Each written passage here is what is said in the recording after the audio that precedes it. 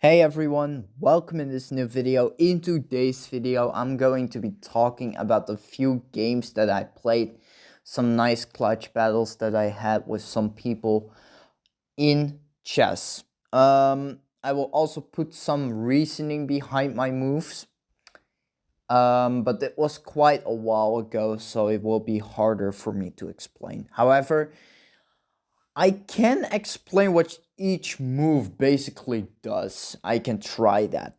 But moreover, this is just how I play chess, okay? We have all been there. We all started when we were a little, and then we start getting bigger and bigger and bigger. We try to climb.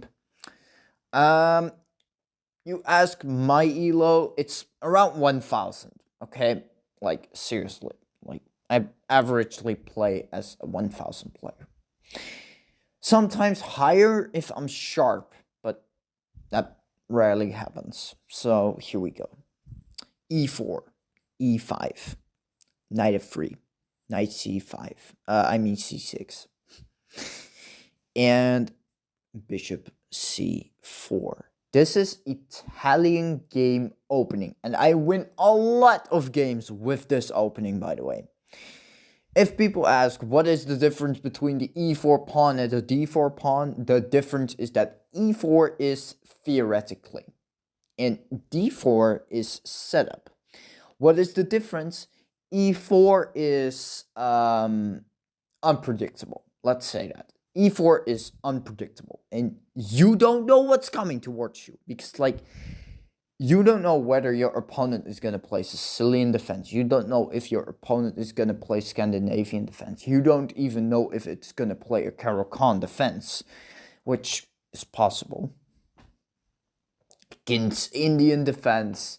We have all these types of openings, and you need to know how to play against them if you play e4.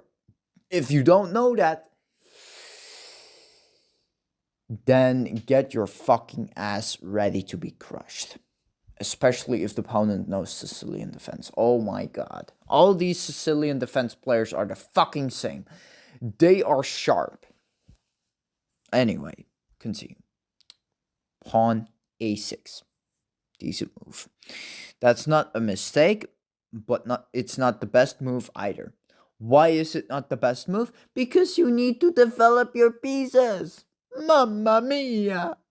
Why the hell do people even play that move? Like, seriously, as black, you should know better than anyone else that it's bad to move your pawns because you basically give white even more advantage. That's why it's plus 66 here. Pawn move, and now you can see, yeah, 0 plus 16. 0 plus 82. I move my bishop over here. That's not a blunder, but it was better to move it here because then the knight is pinned. And if the knight moves, then it's bye-bye rook and it's +2 for us because a rook is worth 5 points and the bishop is worth 3 points. Maybe even more if you try to trap the bishop because then I can take the pawn. And when I take the pawn, it's basically +3. Yeah. But I didn't do that, and the opponent moved the bishop. I developed the knight, and with the nice idea, that is at first hand why I moved this pawn. The idea was to have this bishop backing up this square. Knight moves here, knight takes here, and this is forked. But now we are here. I moved my knight over here, and the opponent defends with this.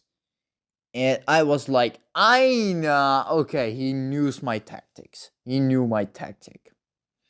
So now if I take this, it's a massive loss. Even if it says 0 plus 96. It's a material loss. So instead, I decided to castle.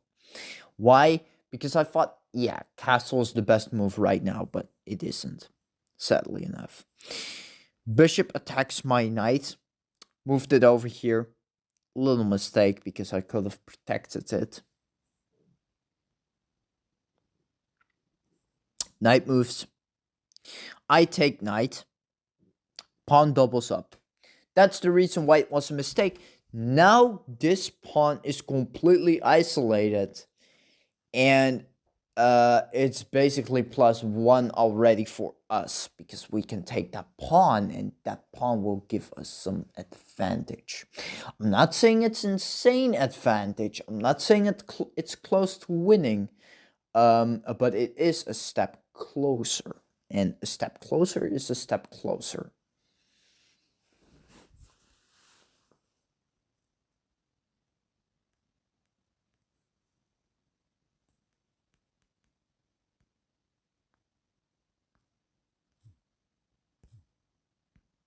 Wait 1 minute, guys.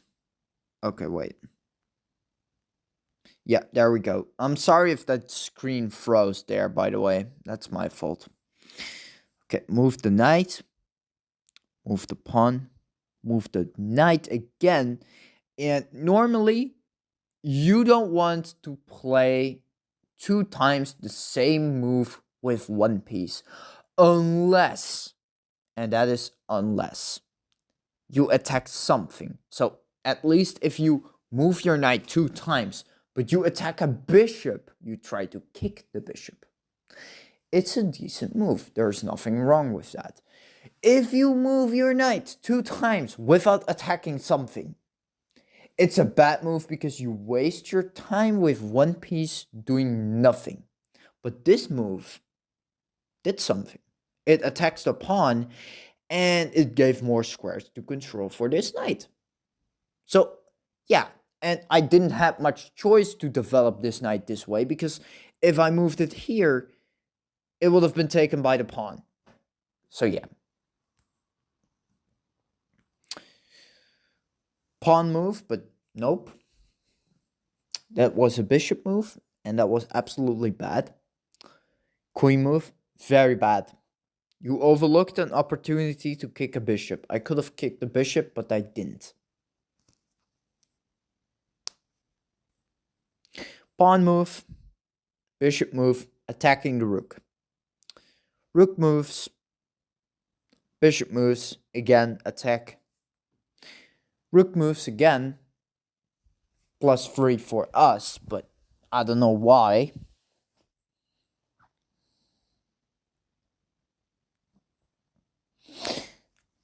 Queen moves, which is an inaccuracy. I don't know really why, but sure.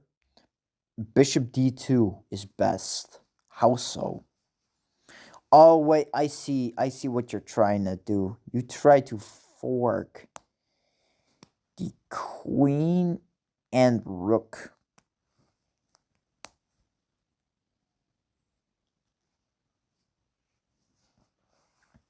Castle. Bishop takes knight. Now, normally, right? Normally, this is bad because the knight is less powerful than the bishop. But in this position, it doubled up the pawns, which basically means it ruins the king's safety, which makes a lot of sense. So that's why it's a decent move.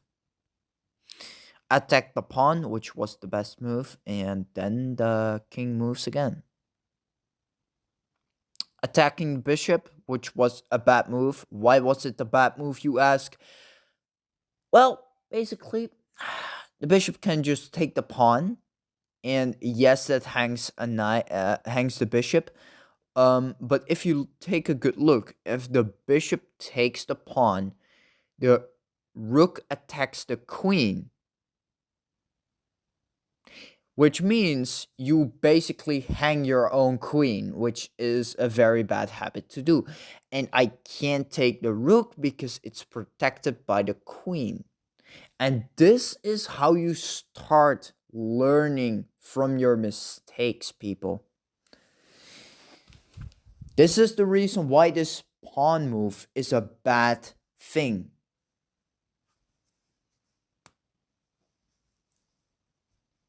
You are threatening to force eventual checkmate. Bishop slides back.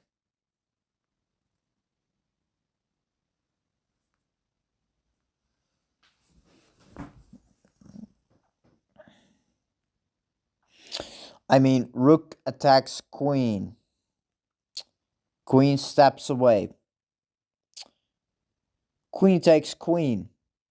Knight takes queen. We are now having the advantage. Reason why we have the advantage is because we have more pieces active. Black has a lot of passive pieces. Bishop move. Knight move. Bishop move. Pawn move. Inaccuracy. This isn't a mistake, but there was something better for you.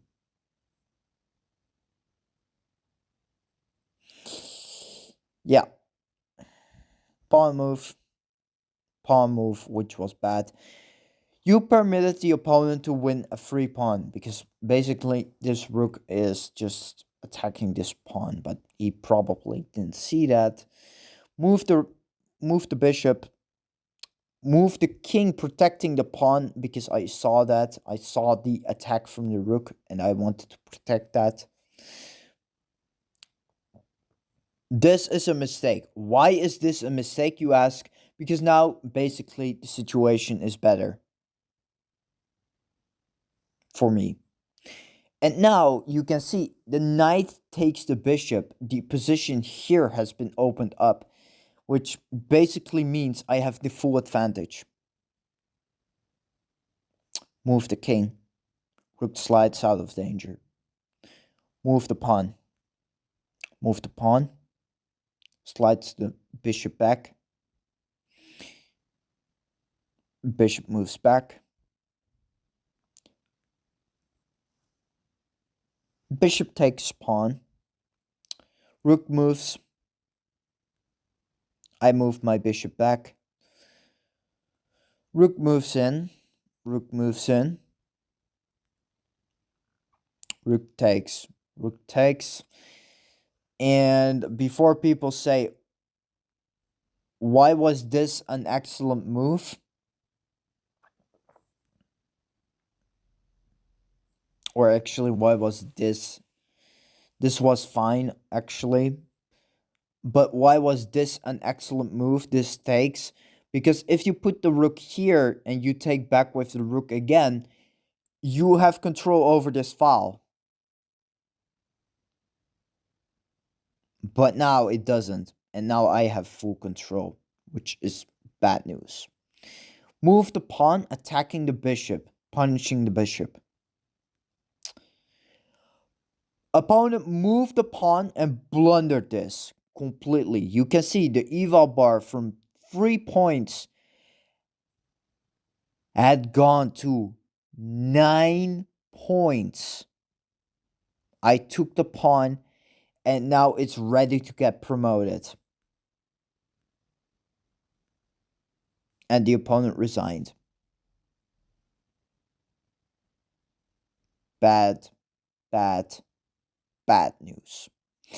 And this is the reason why chess is so complicated. Like the slightest moment you make an inaccuracy, you just permit your opponent to lose. And this is 91.6, 73, 71, 96.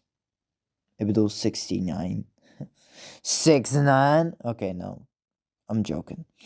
Then we have another nice gameplay here that I wanted to show you.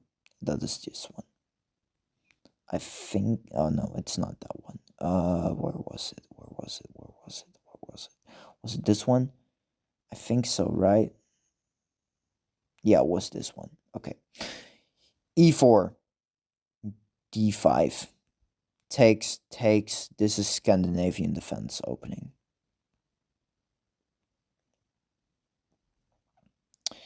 Moves. attacks the queen. Queen slides back. This is the Scandinavian defense opening. Queen moves out. Bad move already. I dislike that. Moved my knight. Perfect. The reason this is perfect is because this is from the book. This is from the book. If your opponent is not attacking anything here, you're always going to place the knight here. Always. This attacks this, and it's actually threatening mate, but because I put the knight here, I already foresaw what this person was going to play. Moved my knight again. Knight moves. Yeah, you have no other square because you put your freaking queen there. No shit, Sherlock. Moved my pawn. Decent move. Best move was to put the knight here, attacking the queen and the bishop. We all know that the bishop is more powerful than the knight, so that was a decent trade.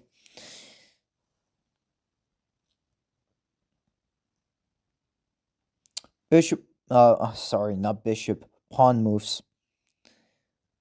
Bishop moves. Queen moves. Castle. And, yeah. This is where the fun begins. Bishop h5, threatening checkmate. And before people say, oh, but Marine, you can take with your pawn, right? Hell fucking no, I can't. Because if I do, it's checkmate. Welcome to my vision. So, how did I solve this issue? Because in the game, I won. What is the game-saving move, guys? I give you infinite amount of time if you pause this video. And if you did find the answer, I give you a medal, because this one was pretty complicated to find, and even for me it was complicated. Now, at first, I'll be honest, I wanted to place my knight here, attacking the queen and protecting this pawn, but then I thought of something better. Undeveloping the knight. How much I hated to do this move. It was the only solution that I had access to. And I really disliked it. To be honest, I really disliked this move, because I don't like a passive knight. I need to have my knight active at all times. But yeah, in this position, I had to. And eventually, blundered the knight. I moved my bishop somehow here instead of here for some kind of miracle wonder. But it's fine. It's fine. It was a bad move from me. Long castle, bad idea. Sure. I mean, like, why do you even move this pawn here? Like what? Instead of castling there where it's safer, you castle here. The fuck? Now I just move my pawn and computer says it's excellent, nothing wrong with. You kick the opposing knight with a pawn, forcing it away. You are threatening to win a bishop. Then we had a misser here, and yeah, you only had one good option there. You missed an opportunity to win a tempo by threatening a queen. Bishop moves away. I did this because I thought this is fine, and like I can attack this if the opponent doesn't see it. Eventually, rook moves instead of freaking bishop. How stupid are you? I took the bishop, and basically it's fine right now. I can't move the knight maybe, but it's fine. There's nothing wrong with this. Eventually, the opponent played this, which is bad because, like, I don't know what his idea even was about this. because even if you attack and you think I can't take back, these two pawns can move diagonally. So it's protected. It's not pinned, unlike your knight, which is what I'm going to show you right now. Why is this the best move, you ask? The reason this is the best move is because this is pinned. The queen can't take because it's too high priced. And the knight can't move anywhere because anywhere it moves, it's checkmate then. And after this, the opponent resigned. And this is the reason why too aggressive gameplay is bad. However, playing too passive in chess is also a bad habit. People can say, Marine, are you a great chess player or are you just average? I'm just average. I'm gonna tell you, I'm very average. Like incredibly average. But I do my absolute best to defeat my opponents. And if I can't defeat my opponents, I just continue learning. I must say that I have big fun playing this. More fun than I have in BattleBay, I'm gonna be honest with you. I really dislike BattleBay, to be honest, because of how unfair the matchmaking is. But yeah, I do enjoy it. So anyways, guys, I see you later. And this was my advanced tactics. Pinning pieces, batteries, openings. Maybe I'll teach you some of these things later on, maybe in a different video. But like, I thought like it's just interesting to show this game to you. Normally I do it with music and that stuff and I don't really tell you what I'm doing, but now I did. So yeah. Hope you enjoyed this video. Hope it was learnful, especially for me. It was very learnful, but sure. I'm going to sleep because you can see how late it here is. Totally not late. Okay, no. I have work tomorrow. Luckily, not too long. It's around half 12 o'clock then that I go away. And yeah. Goodbye, and I'll sleep. Goodbye. See ya.